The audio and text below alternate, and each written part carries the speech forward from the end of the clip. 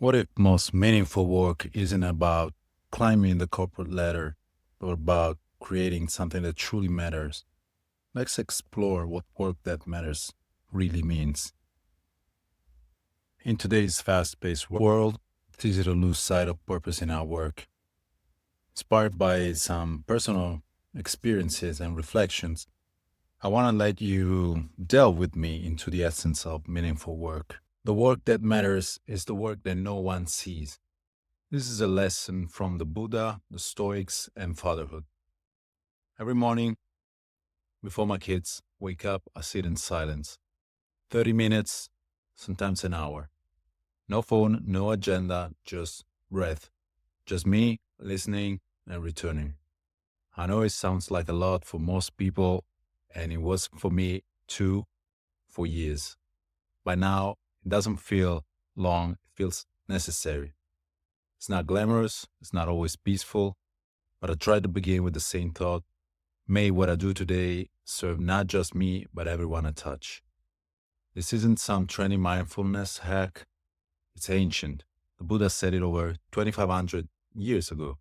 And the Stoics, if a world away, he echoed the same truth. Live for others, give more than you take, leave people better than you found them. These aren't slogans, they are survival strategies for the soul, especially today. Success without mindfulness is just noise. It's easy to mistake motion for meaning. I've done it and I still do some days. Emails, ads, leads, content, strategy decks, clicks and conversions, and dopamine hits. But then you burn out. You forget why you started. Worse, you stop caring about the people your work is meant to help. And the solution isn't another tool or retreat or a digital detox. The solution is a change in posture from how can I win today to who can I help today. You still run the business, you still pursue results, but the engine changes. The ego is no longer driving. Here are two timeless quotes worth reflecting on.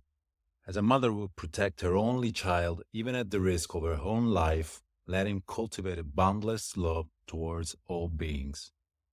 From the Metta Sutta, Sutta Nipada 1.8.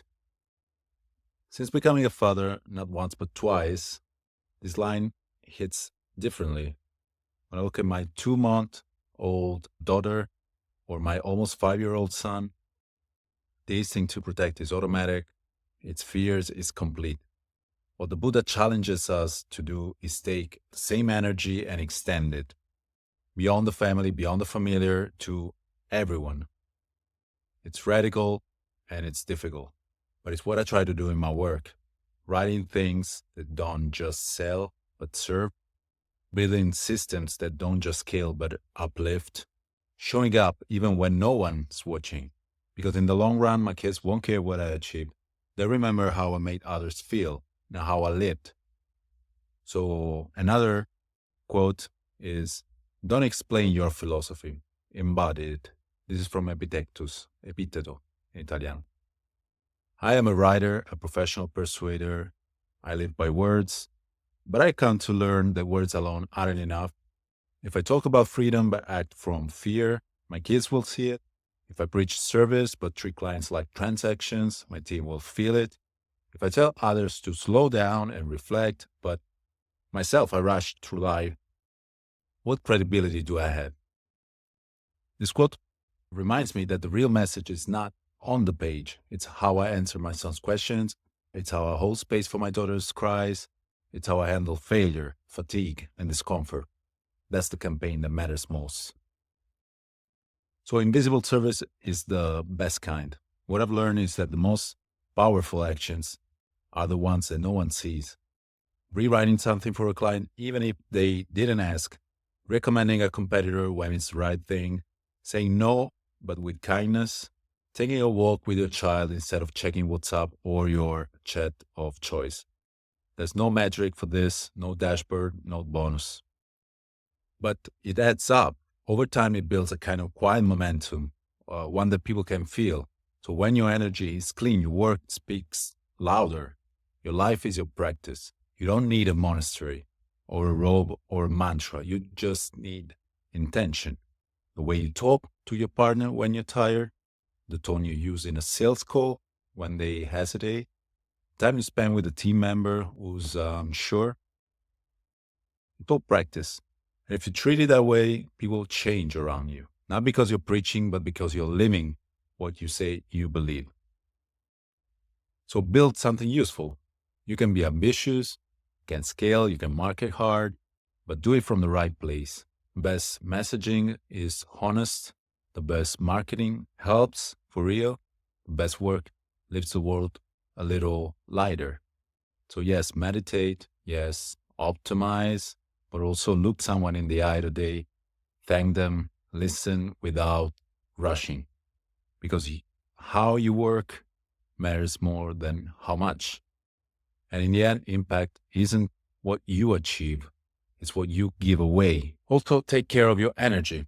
And it's not something that is selfish. In a world obsessed with output, rest can look like laziness, especially for people like us, entrepreneurs, parents, creators.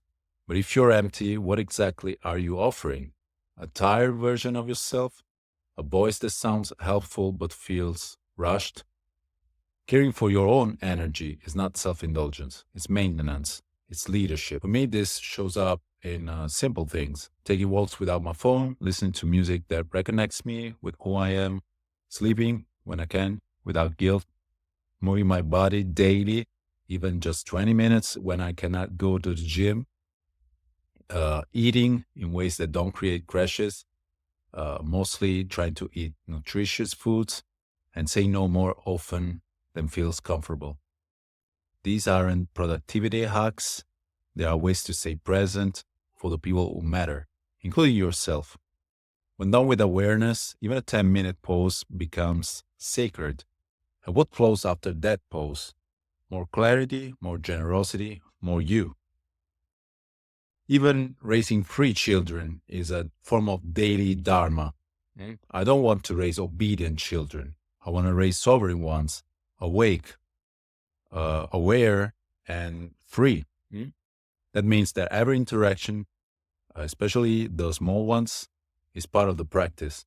How I react when my son asks why for the fifth time, or doesn't want to do something I suggested or I planned, how I respond to my daughter's cries in the middle of the night, whether I listen with presence or perform distraction, whether I control or co create. This isn't easy, it's humbling. It reveals where I still act from fear, from conditioning, from ego. But here's a gift: when I drop the script and I meet them as whole beings, something shifts. They become more themselves, and I become more human. This too is service. This too is impact. This too is part of the work that no one sees.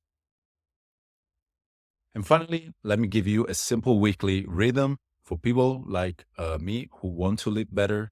You might be a founder, a freelancer, just a parent, or even all three. You want to slow down, but the world doesn't. Here's a humble rhythm that might help.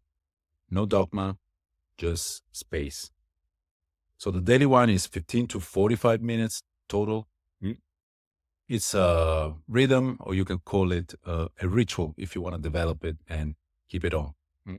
Start with 5 to 10 minutes of silence or journaling, even in the morning before touching the phone. 10 to 15 minutes of movement, maybe walking, stretching, doing some breath work or qigong without screens. Then 10 minutes of intentional presence with a child, with a partner or a team member, and one reset pause in the afternoon. No input, just breath. This is especially good after lunch when you get that slump, you get sleepy, you're rushed to get some caffeine again. But actually, I found out that you don't need it if you do this. Then there is a rhythm for the week. So the weekly ritual, let's call it that way, 2 to 3 hours across the 7 days. One longer walk or moment in nature, alone or with someone you love. One block of deep work aligned with your values, uninterrupted. This is especially what I like. One moment of review or reflection, maybe Sunday night or Monday morning, usually works well. And I have to say, during this last couple of years, I increased this time reflection using my daily journal and setting it up for the weekly revision and planning for the next one. Then I suggest one act of invisible service, something helpful that no one asks for. This is especially gratifying, and it makes you feel better. And one sacred no, a boundary that you mean to keep and you kept during the week to protect your energy. If you don't have kids, well, even better. You have fewer demands, more margin, and you can do this definitely, without any block, I would guess.